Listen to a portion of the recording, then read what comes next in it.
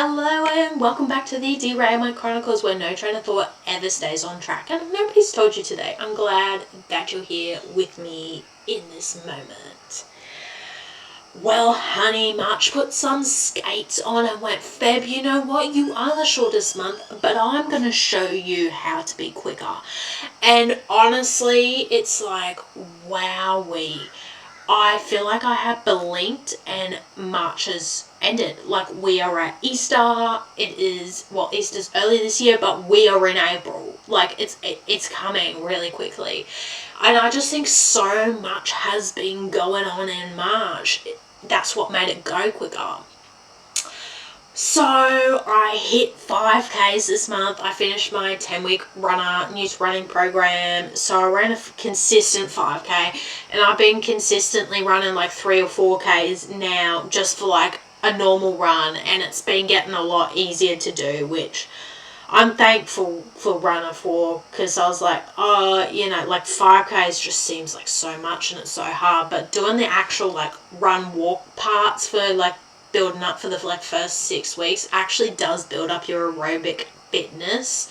Like, it does actually help. So I've been proud of myself with that one. I've also started my Weight Watchers journey, and I'm down 3.8 kilos already. So I've been doing that for about a month, so I've been feeling a bit better there. And I feel like I'm low-key starting to look a little bit leaner, like noticed a little bit, not a drastic amount. So I'm happy about that. So I've been, I'm getting impressed with myself and, showing up and putting in the consistency. We're getting somewhere.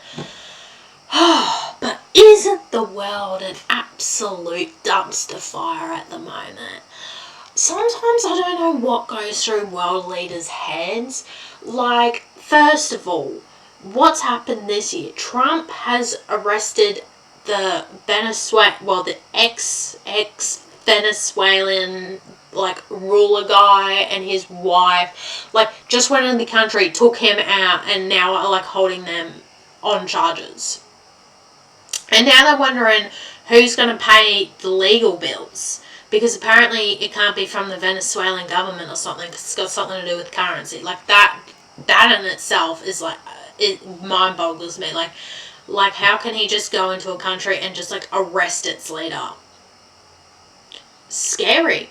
Then he's like, oh, you know what? There's not enough going on in the world between, Iran and Israel at this point. Why don't I just go help Israel out and start bombing places in Iran, because we don't want these nuclear weapons and stuff coming out.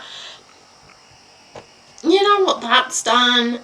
That's really screwed us over with these bloody fuel prices, especially the cost of diesel. First of all, Australia didn't have the minimum 90-day supply that we needed, okay? We also use a lot of diesel, okay? Australia is a driving country. Unless you live in a city, you are driving everywhere, okay? And a lot of people in the outback, a lot of trucks, a lot of equipment, a lot of transportation that keeps Australia going runs on diesel. And now, there's a lack of it, and the prices are jumping up a couple of cents each day. Sometimes it's changing in the middle of the day. You'll go past and it'll be $3.09, which was already crazy, but then the next day it's $3.15. And you're like, what? That afternoon it was $3.12. Before it went to the $3.50. And you're like, OMG, what's happening? So anyway, it's World War IV at this point, because I think, I don't know, there's also still Russia and Ukraine going on. They're still sending drone attacks on each other. That's all happening.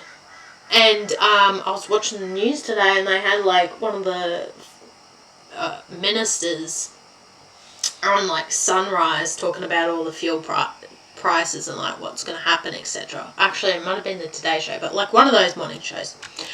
And basically, old mate was the presenter asked the question, have you guys considered the fuel excise? Are you going to reduce that? Okay, I went and looked at that. Okay, it's 52 cents per litre. No matter if it's like diesel or petrol, they're pretty much the same. 52 cents per litre the Australian government's getting from that. Of course, they're not going to bloody reduce it because they're like, oh, it goes towards funding your roads and stuff. Okay, well, nobody's going to be driving on the roads, mate. Nobody's going to need nobody's going to need a road when we are here on a horse and buggy. Okay, or like a push bike or something. Okay, like, oh. So anyway, they're not going to reduce that. And then apparently there's like a plan in place where like the diesel gets like rationed out. Okay, so like the police, ambulance drivers, and a couple of other people as part of this act get high priority to petrol and like diesel, right? Because it had started running out in some places. And I was like, that seems fair. You know, like police I get, ambulance I get, and all of this. But you know who wasn't included on the list? There wasn't any farmers on the list. There wasn't any like sanitary services, like bin collection services on that list. There wasn't any transport businesses, because here's the thing, okay? Farmers need diesel to farm the food, to transport the animals to the abattoirs, etc.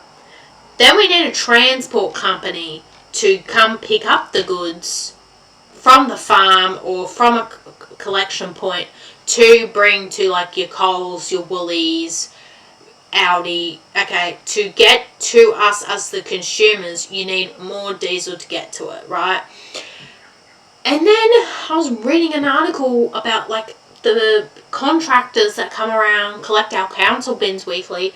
They're like, yeah, we're only getting a quarter of the actual diesel we need, so we might not actually be able to collect your bins each week. So that means rubbish is going to be piling up if it's not collected as often, which might mean more sickness, more diseases, which means more pressure on an already struggling health system.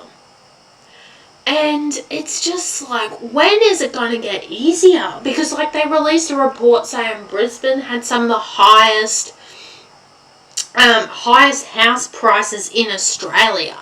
And you're like, wow, even more than Sydney and Melbourne. Like, that is insane. Like, I was expecting Sydney to be more expensive. You know what I'm saying there? Anyway, like, I don't usually, like, get political, but, like, Albo's whole thing when he got in was, we're going to help reduce, like, the cost of living crisis. Well, honey, like, what are you doing? Everything's more expensive. Interest rates are rising again.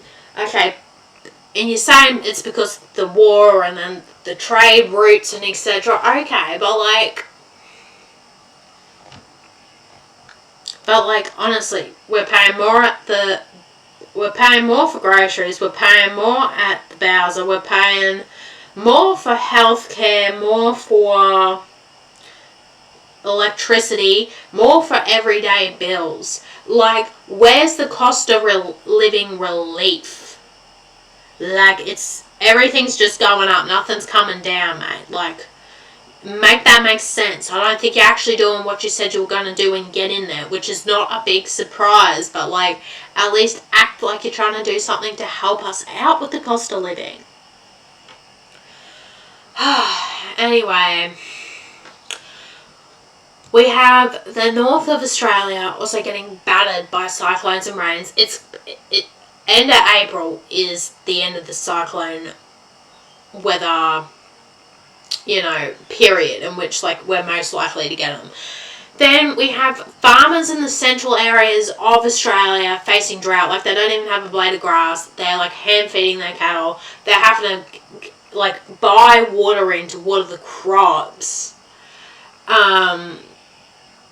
In hindsight, and a maybe more positive thing, a lot more people are taking public transport, especially in Queensland, because it is 50 cents, but that also means that they're absolutely and utterly packed now, which means you're probably going to need more services if fuel continues going the same way, and public transport is on the list of, you get like a lot of the allocation of your diesel, natural gas, etc. Which makes sense because it's transporting more people. But what's going to happen is it's going to keep getting more and more packed. And honestly, there's not, like, they're already getting to capacity now. So what's going to happen there, babes? So, yeah, like, between the fuel prices increasing, natural weather disasters was happening, yeah, like, it is absolutely and utterly chaotic. Like, babes, how are we going to eat? How are we going to get the food to us to eat? Because, you know, Coles and Woolies aren't going to go into their profit margins with their bloody transport stuff. They're going to pass that on to the consumer, and they might pass that on to the people, and they'll pass that on to the farmers too, probably. Because, like, if anybody's going to come out on top, it's going to be Woolies and Coles. Because you got to eat, you know? So anyway, basically the world's a dumpster fire, partly because of Donald Trump, partly because of the Australian governments. Well, Australian government. Anyway, I was sitting down because I feel like, you know, I've been doing my mouse recaps, and I was like, wow, it actually feels like a hot minute since I sat down and recorded an actual episode that wasn't like a part of the YouTuber Reckoning series. And with all these weather events going on with the cyclone and stuff, and I'm like, what do I actually like want to learn about today? What do I want to talk about today? And for some reason, I landed on weather. Probably with the cyclones up north, I landed on weather because I realized I kind of know what a cyclone is, but like a lot of wind, a lot of rain, chaos. But like, how do they form? Why? Like, why do they weaken across land? Like, what's the little H and L's? Like, what's a high pressure system? What's a low pressure system? What's that mean on a bloody map? Like, why are some cyclones stronger than others? Like, why do they only happen in the north? Like what's going on? Like, you know, the whole kind of scenario about it. So I was like, you know what? Let's dig into it. Let's get into it. Okay? Let's maybe learn something a little new. So I am low-key expecting it might be a bit of a shorter episode, but it's nice, you know. I did originally set out to do 30 to 40 minute episodes, and then a lot of them have not been that much. I have been talking more than I thought I would. But we'll see how we go. I'm feeling like this one's going to be a bit of a shorter one. So, first of all, fun fact. Okay, cyclones go by many names depending what region you are from. Okay, it is same, but different. Okay, it is branding. So, in the Atlantic, they are called hurricanes. In Asia, they're called typhoons. And then around Australia, they are called tropical cyclones, which are usually formed from something called a tropical low, according to the BOM website. But not all tropical lows become a cyclone. And I was like, okay, so what does this all mean? Okay, like, what makes it become a cyclone? What is a cyclone, right? So, let's just start with, how does a cyclone form? Because I was like, this is probably the best part to start at. Because I was like, I have no clue. I'm just here watching the news, and they're like, yeah, there's a cyclone over here, there's a cyclone over there, there's, you know, it's like, Oprah, you get a cyclone, you get a cyclone. And I'm like, oh, okay. And then they're there, and, like, they got the poor weather person out in this bloody, like, rain tracker that at this point is doing nothing. The trees are nearly falling over behind them, and like, you can barely hear them in the mic because of all the rain and the wet weather. And like, you gotta think there's a camera guy on the other side getting like bashed as well. And you're like, why are you risking your lives by standing out in the middle of the bloody cyclone? Okay, you could probably just report it from an office and then get somebody's bloody phone footage that they've been taken and posted to Instagram and Facebook as like a little background, you know? Anyway, so what's a cyclone? How does a cyclone form? So a cyclone starts as a low pressure system over warm ocean water. So the closer you get to the equator, the warmer the water in the ocean is, okay? That's why they're up north. They like the heat. You need the heat, you need the humidity, you need the moisture. So, warm air over the ocean will rise, okay? They're tropical climates. If you've ever been to Cairns, Darwin, Broome, okay, you know they are hot. You know you get sweaty. You know it is humid, as it is not a dry heat. And this is where these cyclones are starting to thrive between our summer months. Well, it is also autumn because it's still hot enough, because it's like hot enough year round. But the cyclone season in Northern Australia goes from the 30th of November to the 30th of April. Oh, actually, was that the first? Anyway, November to April, expect cyclones. So, warm air over the ocean rises, which leaves this gap, okay, which is called a low pressure gap, okay, because all air, has a bit of pressure going on, and depending on its density, it's either high or it's low, okay. So, the warm stuff leaves its warm air over the ocean, it rises, okay, which means something's got to fill the hole that it once had, okay. So all this air, this low pressure air, comes rushing in to fill the gap, okay, to fill the hole. And then, because the earth is spinning, okay, it gives this the force, okay, the air pressure, the force to start getting that classic cyclone look. You know how the clouds and the satellite images are always in a spiral? That is because of the spinning force of the earth. That is why that's happening, okay? That's why that starts moving. So a good way to think about the air pressure is like a weight pressing down on you. So when the air is heavy, it pushes down more, right? So that's high pressure, okay? And then when the air is lighter, it doesn't push as much, okay? Because there's not as much to push, and so that creates low pressure. So basically, when the sun heats the ocean, the air above it's warm, and then it warms up, and then it becomes lighter, spreads, so it rises. And then that means now there's less air weight pressing down at the surface of the ocean, which creates the low pressure system. And then the air comes in to fill that space, because of the gap from the warm air rising and spreading out. And that's where the whole cyclone situation starts. But, okay, that's sort of like a tropical low. You know how I said that all cyclones start as a tropical low, but not all tropical lows are cyclones? Well, there's a couple of conditions, okay? Couple of conditions, little ingredients, if you will, to a cyclone recipe that have to be there, otherwise it stays as a tropical low. So for a tropical low to become a tropical cyclone, we need a couple of things. One, the water temperature of the ocean has to be warm, about 26.5 degrees or more, okay? Like you're taking a little bath in the water, okay? It's not that cold, like Tasmania kind of water. It is warm bath water. It also needs a lot of moisture, okay? You need the humidity. You need all that moisture in the air. And it has to be far enough from the equator to actually spin. So you'd be thinking, the equator, the middle, it's like really hot there. It's the middle of it. Like, would there be a lot of cyclones there?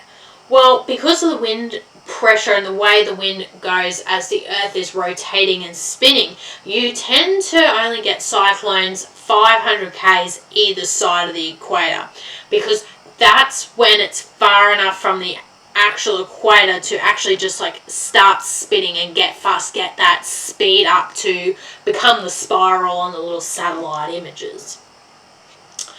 So basically, warm ocean, rising air, and spinning from the Earth's forces equals cyclone starter pack, okay? So that's how the cyclone starts forming. So then, it's formed down in the middle of the ocean. How does it get to the land?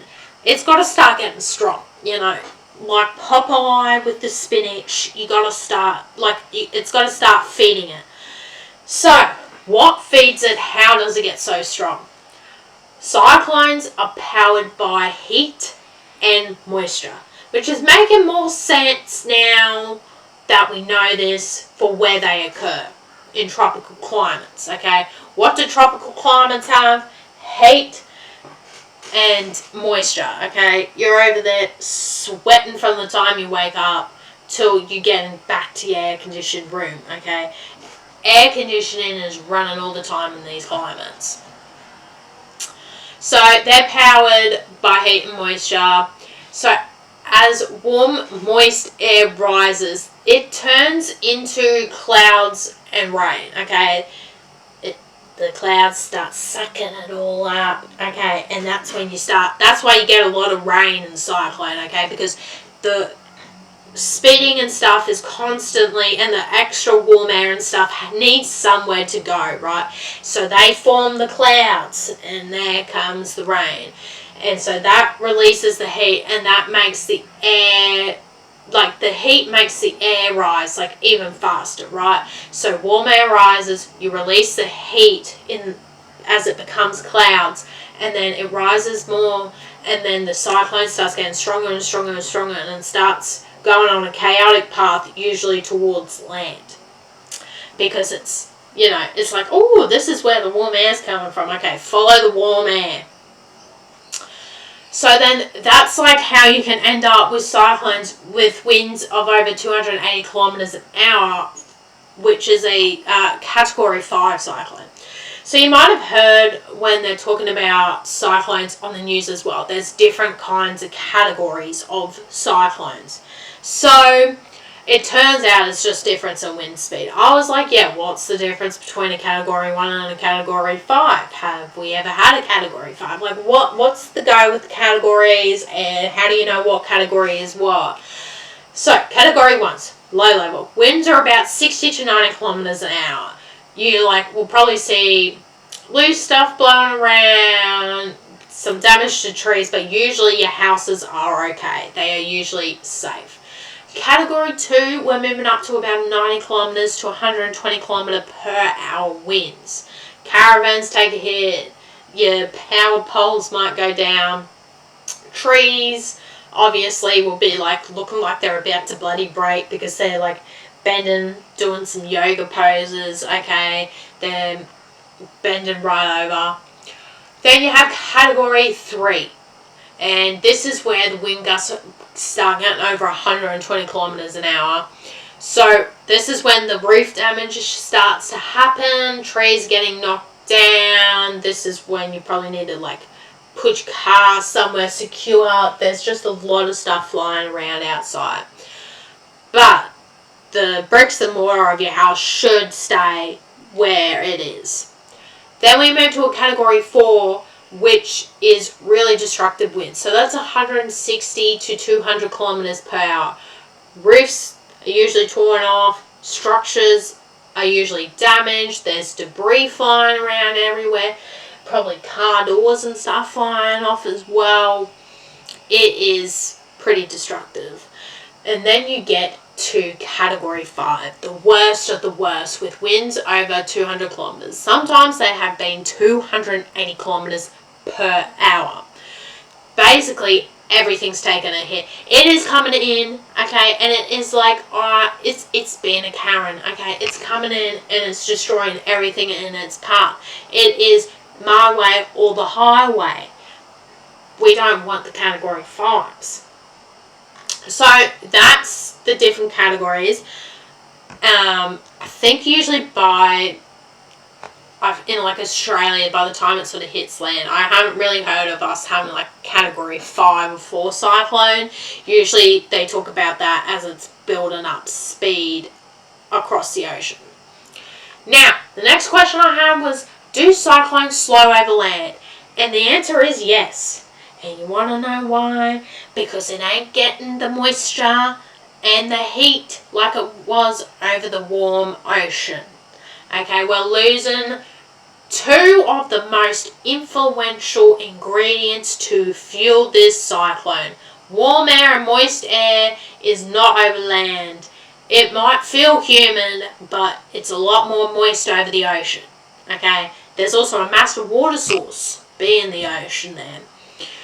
So when it hits land, there's no more warm ocean air for it to feed it. There's also less moisture, okay? Even though it is humid on land, it is a drier heat than it would be in the middle of the ocean. So they start to lose energy. They start to break down, okay? They lose a momentum. It starts to just really patter down to like a windy, rainy day. Like a lot more rain than usual because of, you know, how all the clouds have been forming, because the moisture needed to go somewhere from the warm air rising.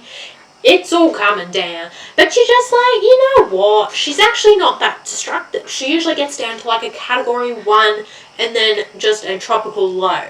Okay? Because she's no longer technically a cyclone because the winds are dropping off. Okay? It's just like a really bad rainy day, what she patters out to. So then I was like, you know what? How are cyclones named? Because I genuinely thought there was a register that you put your name down on, and they're like, okay, like they just go in order of whoever put their name in the register. You know, it's like, this is your name, okay? We have a wait time of approximately probably 25 years until your name gets used or something. I couldn't be further from the truth. So, BOM, okay, our Bureau of Meteorology has a pre-made list of names split into 5 categories, which are alphabetically listed A to Z. And they are alternating male and female names as that list goes. And once a name is used, they move on to the next. So it's like basically you're next in line, okay? It's not coming from a list where you signed up and you're like, oh my god, wouldn't it be cool if like my name was the name of a cyclone? No. They've already got their pre-approved list. But a fun fact I did find out while I was researching this is that the Bureau officially adopted a naming policy for cyclones in 1963, and the first cyclones were actually named Audrey and Bessie, which occurred in January 1964, and only female names were used up until 1975, which I found interesting. Now they were like, you know what, equality, we need to, you know, for every female name we need to have a male name, etc. So anyway, you can't put your name down on the list to be named after a cyclone. Unless you work at BOM, let us know. But I could not find anything. And then, also, in the tropical areas, there is an international naming, like cyclone naming register. So you still can't submit your name to it. But basically, if a cyclone, say, starts over in Fiji, they're going to name it, put that name in the International Cyclone Naming Register, and then if it reaches Australia, it's going to have the same name it did in Fiji, because that's the naming conventions under cyclone regulations.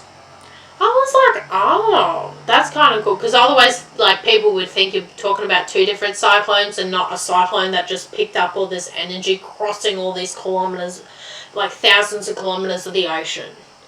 So policy is, if it starts somewhere else and comes near you, you keep the name it started with, okay, whatever they're naming it.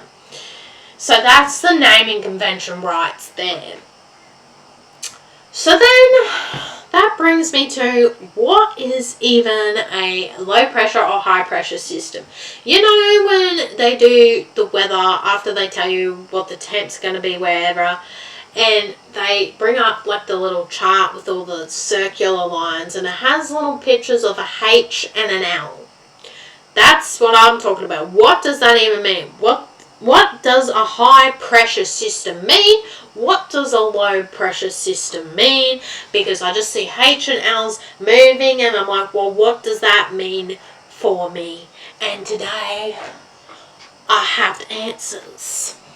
And it wasn't what I thought, but it wasn't as difficult as I thought it would be, in a sense. So, let's start with a high pressure system. So a high pressure system is an area of high pressure relative to its surroundings. So on the chart, that's the capital H. So in the southern hemisphere, when a high pressure system occurs, the wind flows anti-clockwise away from the high pressure system. So air from the atmosphere above a high pressure system, it sinks down and it warms up as it gets closer to the Earth's surface. And the sinking air is very stable. So high pressure means dry, settled weather, light winds, sunny day, okay? She's your ideal date. So if you're like looking to get married or something, you want a high pressure system near you, is what I'm basically saying. Yes, it's going to be a bit dry, but like your chances of rain are absolutely low. So then we go to a low pressure system. And so basically it's a low, the pressure there in that air pocket is lower than the surrounding air pressure. And so that appears with an owl on those little synopsis charts. And in the southern hemisphere, that means, okay, opposite to a high pressure system, the air flows clockwise towards the center of the low pressure system. So it is sucking in all the air, all the surrounding higher pressure air. And the air has to go somewhere, and so it ends up rising, okay? Because you got a low pressure point, and then you're trying to overload this low pressure point with all this air coming in clockwise towards it. Where's it going to go? Well, similar to a population density, you build up.